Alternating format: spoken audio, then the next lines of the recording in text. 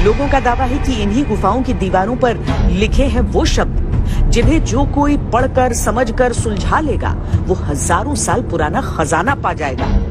लेकिन जिस लिपि में ये शब्द दर्ज है वो कोई पढ़ नहीं सकता। क्या सुनकर आए थे यहाँ पे इसके बारे में? देखिए, हमारे बिहार का राजगृह जो है मगध साम्राज्य का राजधानी रहा हुआ है और वहीं सुनकर हम लोग यहाँ आए थे। और जब से जरासंध जब से चला आ रहा है, जरासंध के यहाँ सुनते हैं कि सोन भंडार है और इतिहास के अनुसार यहाँ के जब हम आए हैं तो गाइड लोग भी बताया है कि यहाँ सोन भंडार है। अंदर जो हम लोग गुफा में गए हुए थे तो उसके हिसाब से हम लोग यहाँ घूम रहे हैं। किसी दिन कोई उस लिपि को क्रैक करके पता लगा लेगा कि कैसे? आने वाले समय में जरूर पता लगाया जा सकता है, जिसपे गवर्नमेंट भी लगी हुई है और हमारे आम पब्लिक भी इनके सहयोग कर रही है। जहाँ तक है कि हमारे मतलब कि तरह तरह देशों से लोग भी आ रहे हैं इनके इन्वेंशन के लिए कि कहाँ क्या राज है। आपको लगता है अभी भी कोशिश चलती है? हाँ, कोशिश चल रही है अभी भी। इसके बाद विश्वास से आप कह रहे हैं कोशिश चल रही है? जरूर विश्वास है। ये शब्द शंख लिपि में लिखे गए। इसका प्रत्येक अक्षर इस प्रकार होता है कि उससे शंख जैसी आकृति दिखाई पड़ती है। वैज्ञानिकों को इस लिपि के अभिलेख भारतीय उपमहाद्वीप में भारत, इंडोनेशिया और बोर्नियो जैसे देशों से मिले।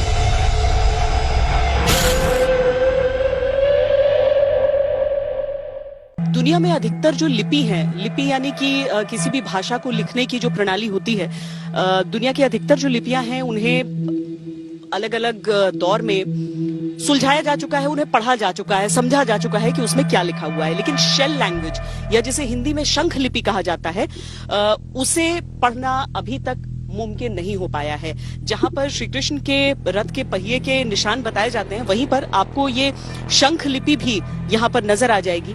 देखने में हमारे लिए सिर्फ कुछ आकृतियां हैं, इनका कोई मतलब नहीं है, लेकिन शायद इसमें कोई गूढ़ अर्थ समाया हुआ है।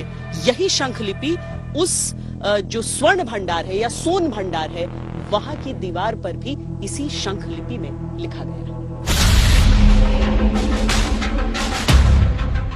भारत में शंख लिपि के अभिलेख उत्तर में जम्मू कश्मीर के अखनूर से लेकर दक्षिण में कर्नाटक तक मिलते हैं। साथ ही पूरब में पश्चिम बंगाल से लेकर पश्चिम में गुजरात के जूनागढ़ तक उपलब्ध।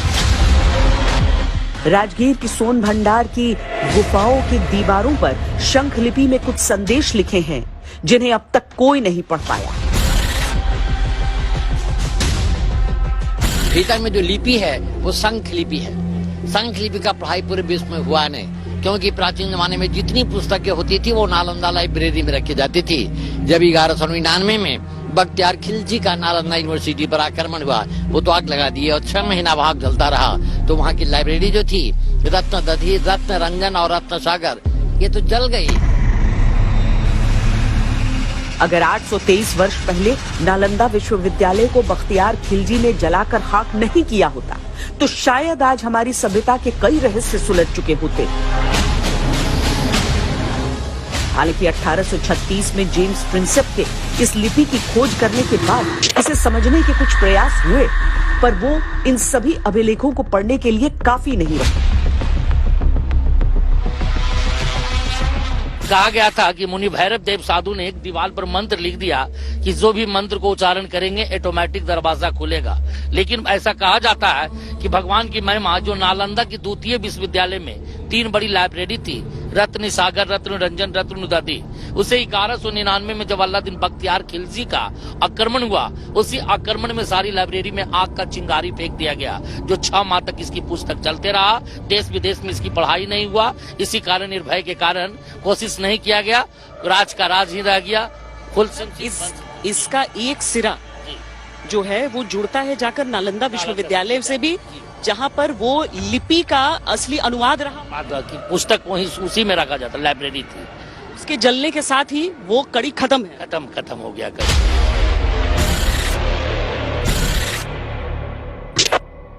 एक सवाल और लाजमी था कि ऐसे छोटे शिलालेख को लिखने का उद्देश्य क्या था?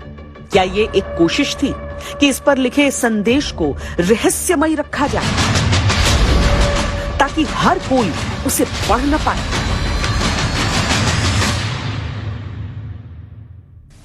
यहाँ पर हर चीज को लेकर 2 अलग अलग तर्क होते हैं। अब इसका भी एक हिस्सा समझिए। ये जो स्वर्ण भंडार के नाम से जिस हिस्से को माना जाता है, बगल की एक गुफा और ये एक गुफा। अब इसके भीतर आइए। वो गुफा आपको पूरी तरीके से एक रूप में नजर आती है, लेकिन ये जो आपको नजर आता है यहाँ पर, इस पे छत नहीं है, इसका ये हिस्सा नहीं। अब आपको कुछ लोग ये कहेंगे कि ये जो यहाँ पर नुकसान हुआ है वो बिहार में भूकंप के कारण हुआ है, इस वजह से इसकी छत गिर गई है इस गुफा की। लेकिन जो दूसरा हिस्सा है लोगों का, वो ये कहते हैं कि ठीक इसके सामने वो तोप लगाई गई थी, जिससे इसे उड़ाकर देखा गया कि यहाँ पर कुछ कहीं भीतर है तो नहीं। अब आप अगर एक गुफा को समझें, गुफा का एंट्रेंस कभी भी इतना अच्छी तरीके से घिसा हुआ, काट कर बनाया हुआ हिस्सा नहीं होता है। वो प्राकृतिक होता है, वो किसी चट्टान के भीतर प्रवेश का एक प्राकृतिक द्वार होता है।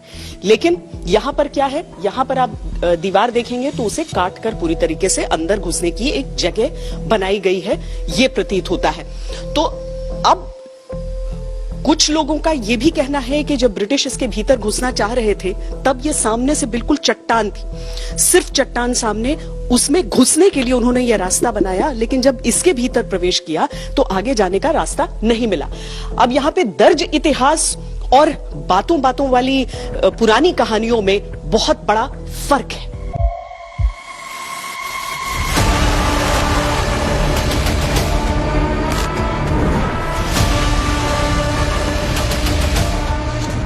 आखिर ऐसी क्या बात है कि यहाँ पर जितनी भी चीजें मौजूद हैं उनमें हर एक के दो पहलू? क्या कारण है कि नाम से लेकर मान्यता तक, तारीख से लेकर तर्क तक दो हैं? क्या इतिहास में कहीं किसी समय कोई असमंजस पैदा हुआ, या फिर पूरा सच सामने है ही नहीं? आप देख सकते हैं कि महाभारत काल का बहुत सारा इतिहास राजगीर में मिलता है। इस पहाड़ के जस्ट 10 कदम बगल में मल्ल युद्ध हुआ था महाभारत में। तो मल्ल युद्ध हुआ था तो जरासंध और भीम में हुआ। तो भीम ने जरासंध को वहां पर मारा। तो जिस समय वो जरासंध को मारा गया, वहां पर भगवान कृष्ण भी थे, बलराम भी थे, 5 पांडव भाई भी थे। तो स्वाभाविक है कि महाभारत काल से जुड़ा हुआ अवशेष है। राजगीर की इतिहास को तोड़ मतोड़ को दर्शाया गया।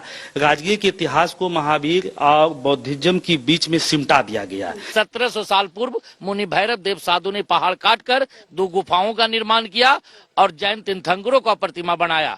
तो जैन मुनियों का साधनागिरी रहा होगा, ये जैन मुनियों का साधनागिरी मेडिटेशन सेंटर होगा, क्योंकि जैना मोनामेंट है और बोर्ड पर भी साफ लिखा गया है जैना मोनामेंट।